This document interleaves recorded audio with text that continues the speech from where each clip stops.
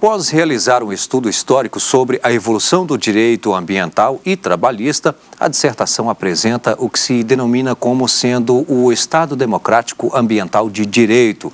Propõe que o direito fundamental do cidadão trabalhador, a redução dos riscos referentes ao ambiente do trabalho, tem prioridade quanto aos demais interesses laborais. O trabalho que vamos debater no Academia de hoje é do juiz no Tribunal Regional do Trabalho da 23ª Região e mestre em Direito João Humberto Cesário.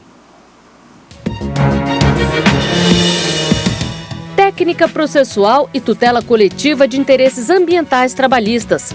Os provimentos mandamentais como instrumentos de proteção da saúde do cidadão trabalhador. Dissertação defendida no mestrado em Direito Agroambiental da Universidade Federal de Mato Grosso, UFMT. O autor do estudo é João Humberto Cesário. Os convidados para debater o trabalho são João Pedro Ferraz dos Passos, advogado, especialista em Direito do Trabalho, e Paulo Celso dos Reis Gomes, professor da Faculdade de Tecnologia da Universidade de Brasília.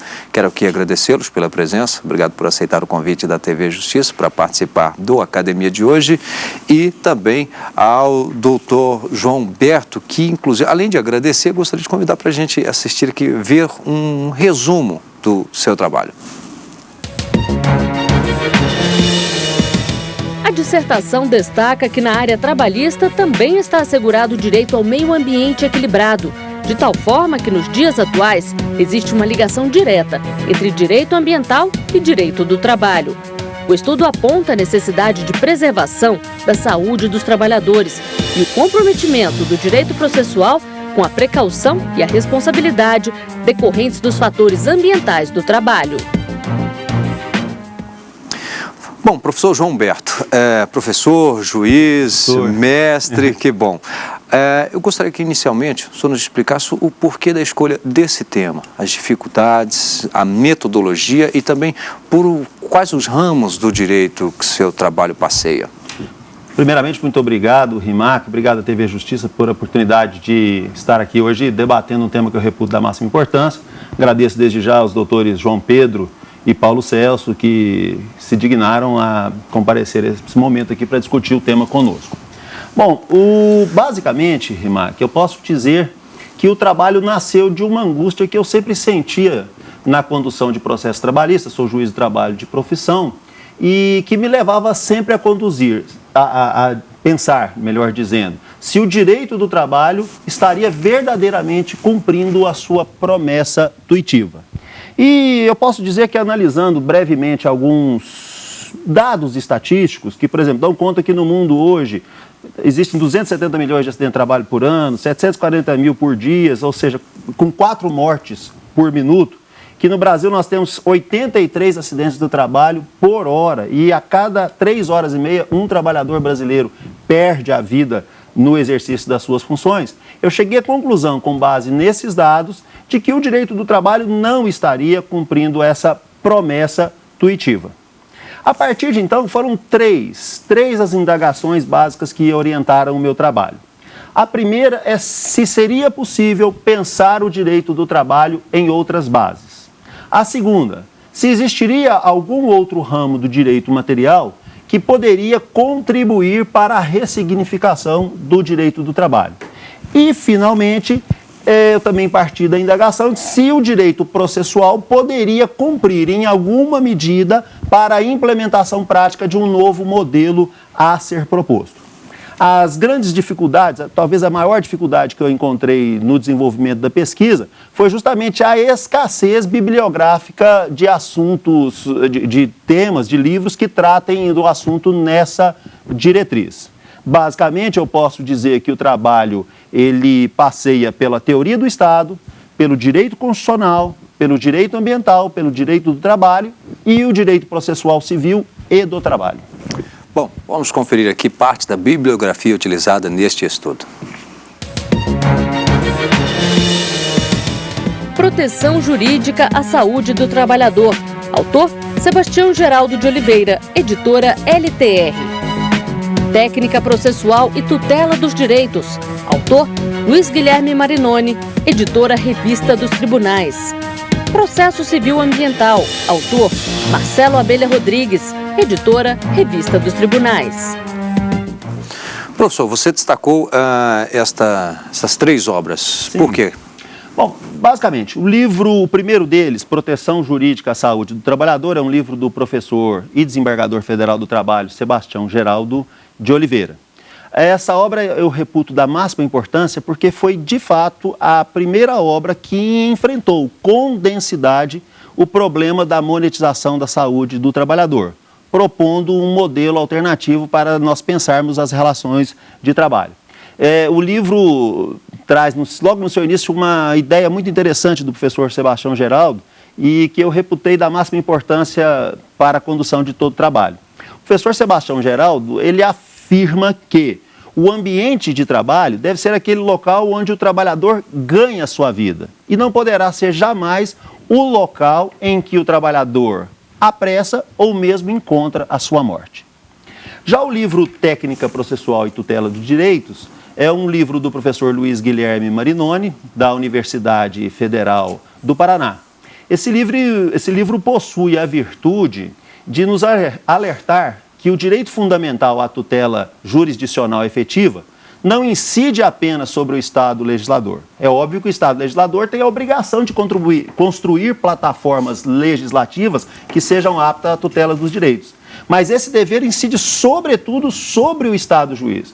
O Estado juiz, na subministração da jurisdição, deve se pautar por uma conduta que seja hábil a efetivamente tutelar os direitos e não meramente em proclamá-los.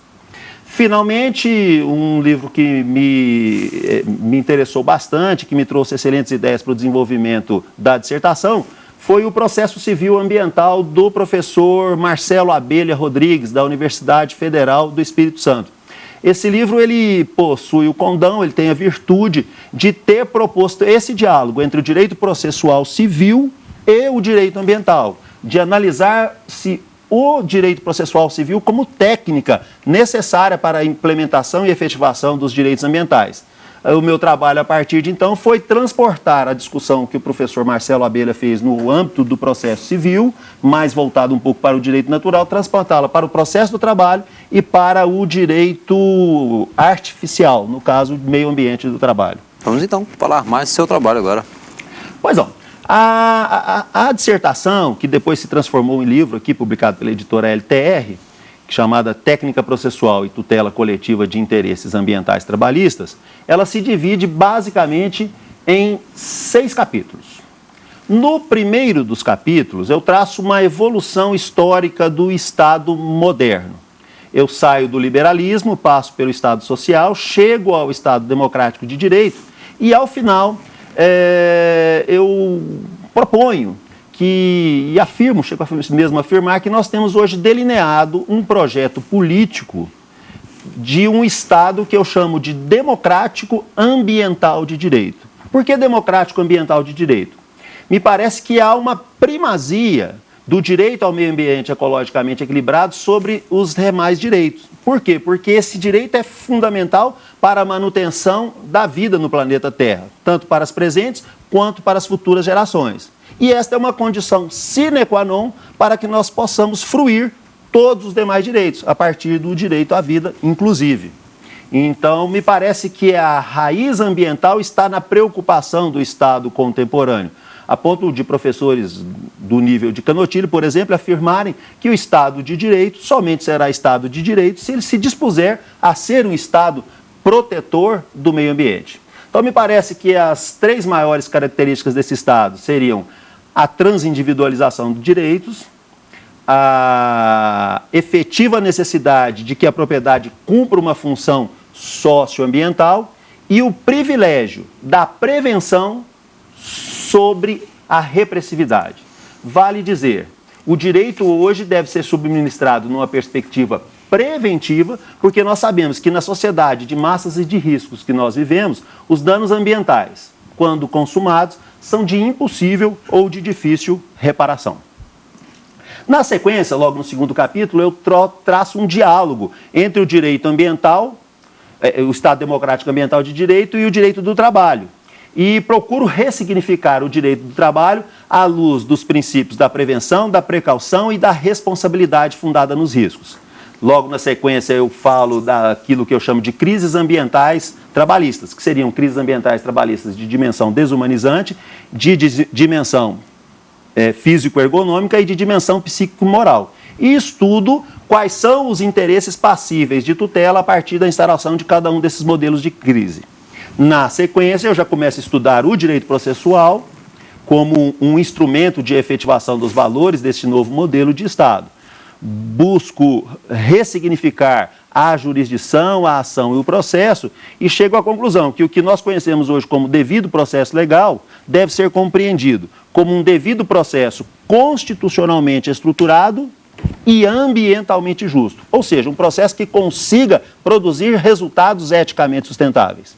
Já nos 2 últimos capítulos, no capítulo 5, eu estudo a ação civil pública, adjetivando-a com a principal técnica processual para a tutela de interesses ambientais, quer sejam eles naturais ou trabalhistas, e finalmente trabalho no último capítulo em perspectiva teórica e prática, com as chamadas tutelas inibitória e de remoção do ilícito, que são essenciais para que nós trabalhemos o direito em perspectiva preventiva, e posteriormente, naquele caso em que os danos se consumam, também trabalhei na perspectiva da tutela ressarcitória na forma específica, ou seja, a tutela in natura como uma alternativa viável em relação à tutela pelo equivalente monetário que nós estamos tão acostumados. Basicamente, esse é o eixo e a essência do trabalho, Rimac. Bem, e daqui a um pouquinho nós vamos debater aqui esse trabalho, mas isso daqui a pouquinho, depois do intervalo. Até já.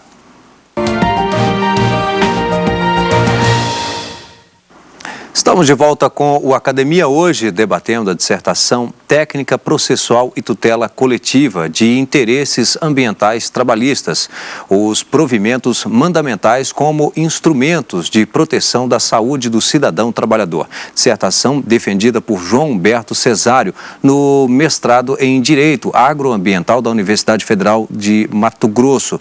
Bom, antes de iniciarmos aqui o nosso debate, vamos conferir as teses e dissertações que já estão disponíveis no mercado editorial. Licença de marca, aspectos jurídicos e econômicos de um contrato que movimenta bilhões de dólares anualmente. Tese de Tiago Jabur Carneiro, editora Juruá. Livre iniciativa nos serviços públicos, tese de Vitor Rainha Esquirato, editora Fórum. Acordo de cotistas nas sociedades limitadas, dissertação de Eduardo Augusto Franklin Rocha, editora Arraiz Editores. Bem, a essas obras aí, vamos juntar então mais esta, que é do próprio professor João Humberto, que hoje está trazendo seu trabalho para ser debatido aqui com a gente. Técnica Processual e Tutela Coletiva de Interesses Ambientais Trabalhistas, que muda um pouquinho em relação ao título de origem do seu trabalho. Sim, é verdade. Na dissertação há um título e um subtítulo. Na obra eu extirpei o subtítulo e mantive apenas o título. Está aqui então, disponível no mercado editorial pela LTR. Bom, convidar aqui o professor João Pedro para dar início ao nosso debate. Muito bem, primeiro parabenizar o autor pela escolha do tema, que é um tema de grande importância para o momento que estamos vivendo hoje, né? Principalmente nesta fase em que a coletivização, né, da prestação jurisdicional está ganhando corpo e grande importância na área da justiça do trabalho. Eu vi que o professor colocou algumas questões já apontadas no livro, né, tal como a responsabilidade pelo meio ambiente de trabalho, e nós sabemos que essa responsabilidade é uma responsabilidade tanto do empregador como do empregado, e também uma grande parcela dessa responsabilidade do Estado. Né?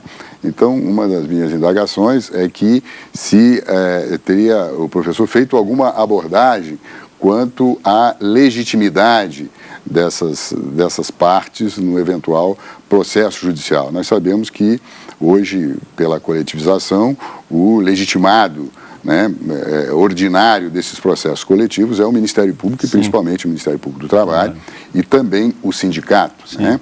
E a hipótese em que essa legitimação ela é conjunta, tanto do sindicato quanto do Ministério Público. Né?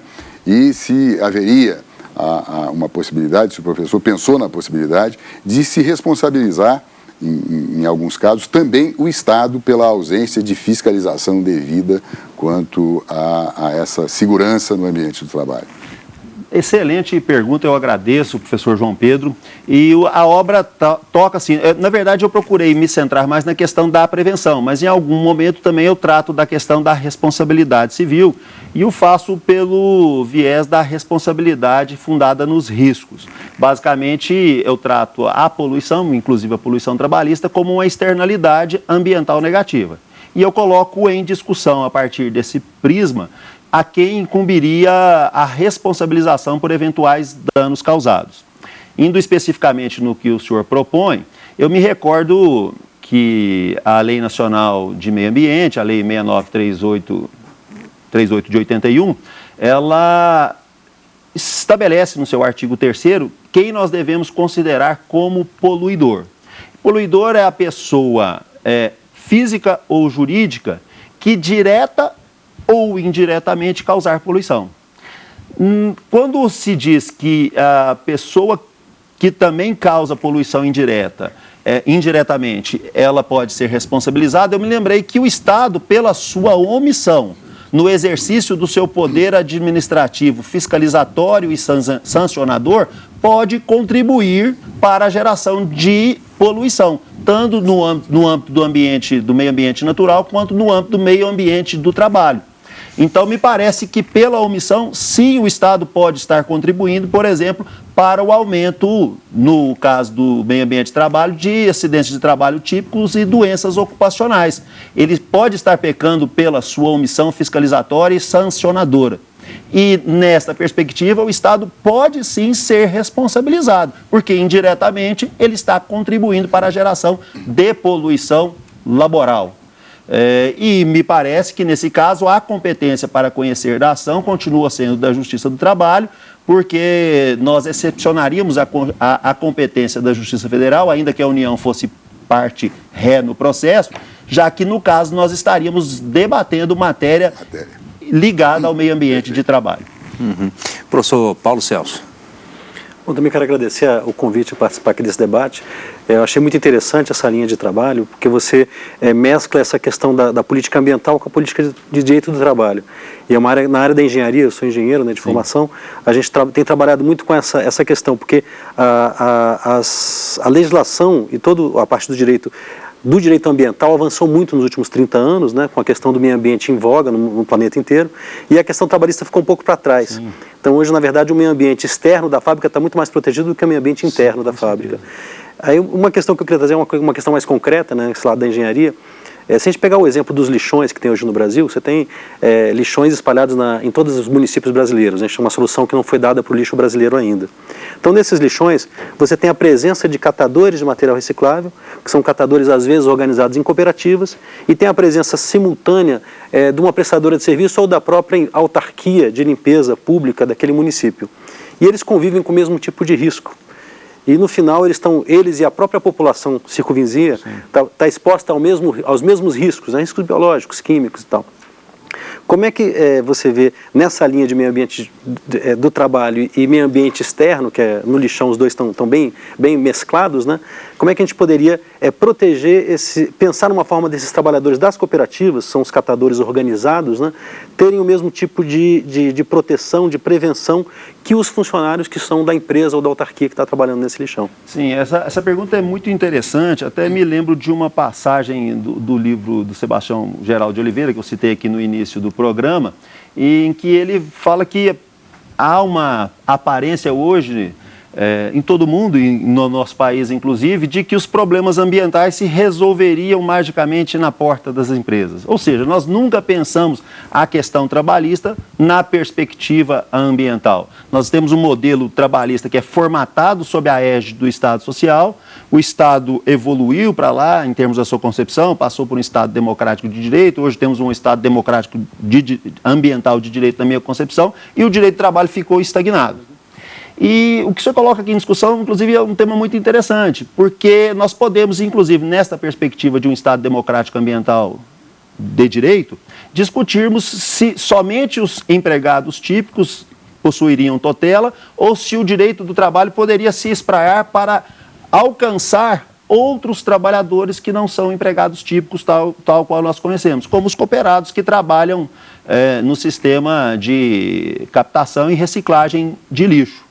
É muito importante nós redimensionarmos o direito do trabalho na perspectiva ambiental para chegarmos à conclusão que também esses trabalhadores merecem proteção. E, portanto, nós temos um modelo aí, eu proponho um modelo de direito do trabalho que se amplie para além dos empregados típicos, tal e qual nós conhecemos no Estado Social Clássico. Professor João. Professor, eu vejo que o seu trabalho também faz uma abordagem em relação à matéria processual. Sim. Né? E nós temos muita dificuldade, nós os operadores do direito na área trabalhista, né? Temos muita dificuldade em lidar com as questões coletivas, que é o que é a maioria dessas questões de proteção do meio ambiente do trabalho e proteção do trabalhador de um modo geral. E uma das questões difíceis, né, é exatamente o instrumento processual a ser usado para resolver as ações, principalmente as ações civis públicas, né, as ações coletivas, no âmbito do processo de trabalho, que é uma matéria nova. O processo de trabalho está voltado para resolver as questões sobre os princípios de direito processual do trabalho, que buscam sempre resolver questões individuais, né, de interesse imediato do trabalhador. E uma ação civil pública merece uma dilação probatória maior, um estudo maior. Como é que o professor abordou essas questões da ação civil pública na área trabalhista? Vamos ficar na consolidação das leis do trabalho ou vamos para o Código de Processo Civil, professor?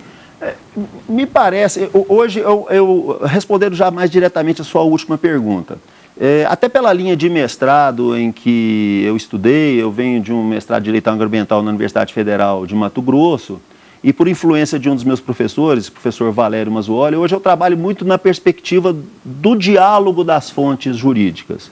Então, dizendo bastante claramente, me parece que não vamos ficar nem apenas na CLT, nem apenas no Código de Processo Civil e nem apenas na Lei de Ação Civil Pública. Nós, na verdade, nos valeremos, na verdade, melhor dizendo, desses 3 diplomas e de outros diplomas que possam acrescentá-los. O importante hoje, creio eu, numa perspectiva pós-positivista, é nós fazermos o amplo diálogo das fontes jurídicas para procurar construir um modelo processual que seja efetivamente apto a tutelar os direitos. Né? Nós temos um vício de pensar o processo sempre numa perspectiva subjetiva, como o senhor muito bem pontuou, e numa perspectiva meramente repressiva, nós nos esquecemos da questão preventiva. Então, me parece que está no momento de nós trabalharmos o processo numa perspectiva transindividualizada, numa perspectiva preventiva e precaucional que seja efetivamente apta a reduzir os riscos inerentes ao trabalho, em consonância com os postulados básicos sem se preocupar daquilo muito que com o eu chamo... instrumento específico. Exatamente, me parece que os instrumentos podem dialogar para contribuírem para a efetivação dos direitos. Excelente. Bem, quero aqui agradecer ao professor João Humberto Cesário, que hoje nos trouxe o seu trabalho para ser debatido na academia, também aos nossos convidados de hoje, ao professor Paulo Celso e também ao professor João Pedro. Muito obrigado por aceitar o convite da TV Justiça para participar do Academia. Lembro que você também pode participar do Academia, para isso é fácil, basta enviar o seu trabalho, tese ou dissertação para o endereço academia@stf.jus.br. Lembro também que o programa está disponível na internet. Você pode rever este programa no site da TV Justiça, www.tvjustiça.jus.br. Obrigado e até o próximo programa.